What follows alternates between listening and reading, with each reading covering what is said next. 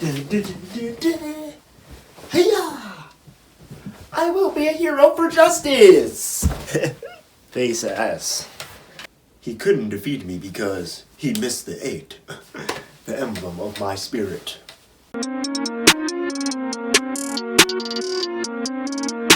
You're watching Anime Sundays.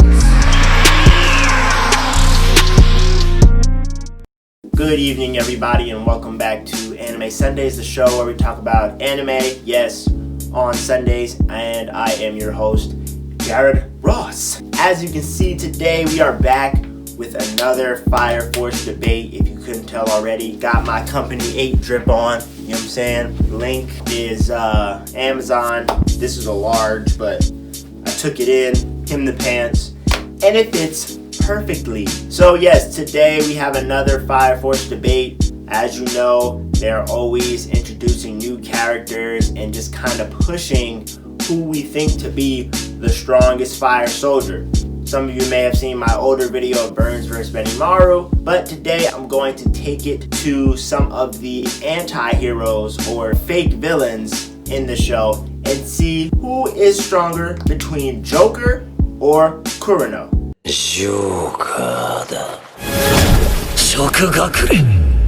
Now, if you start off with Joker, we already know from the beginning of the show what kind of character this man is. Messing around with Shinra, having a good time, fighting him really just for kicks and giggles in the first few episodes, showing you that he's already much faster and much more experienced than him. Then we start to see his appearance a little bit more again when it comes to Show, and that's a big deal. That's a big feat because we know how crazy Show is. We know he's a pillar, one of the Evangelist's greatest assets, can stop time, already just an excellent fighter. Shinra had to go light speed just to even hang in there with him. And Joker was hanging with him already when they were having that battle in the junkyard, Vulcan's junkyard, where he was hanging with Show while everybody else was getting worked in the stop time.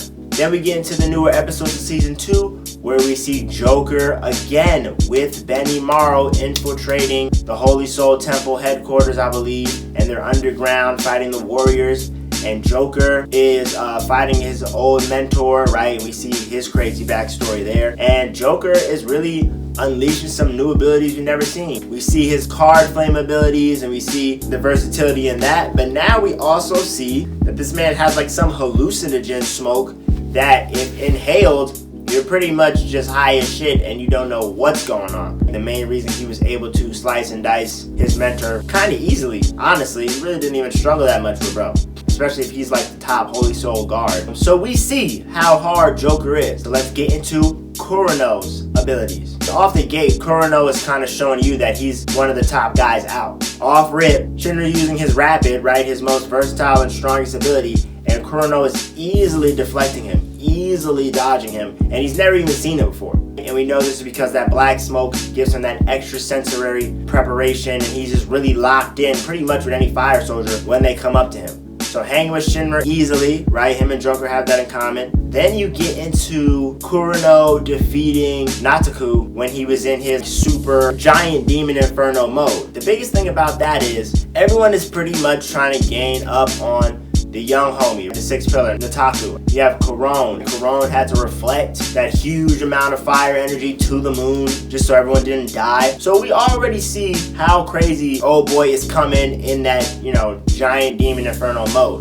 And Kurono is in here just like, you know what, it's time for me to get serious. I'm finna slice and dice this young homie and we finna get out of here. And almost effortlessly, Shinra, everybody else is trying their hardest. My man comes up, cuts an arm off, cuts a leg off, cuts the head off, and then just pulls bro out. Easy money. Not to mention that the doc also said that he feels like Kurono is that underground fire soldier that could be compared to Benimaru. Since he's not a real fire soldier and works for Hajime, he's not on the list. So, with all these things considered, Kurono easily taking down the 6th pillar giant, easily bodying Shinra, probably really would have defeated bro, being compared to Benimaru. And then you have Joker hanging with Shinra and Show, which is a big feat. Has that smoke hallucinogen. For me, I gotta give it to Kurono. Simply, I gotta give it to Kurono because I feel like Joker's fire abilities aren't as versatile as Kurono's.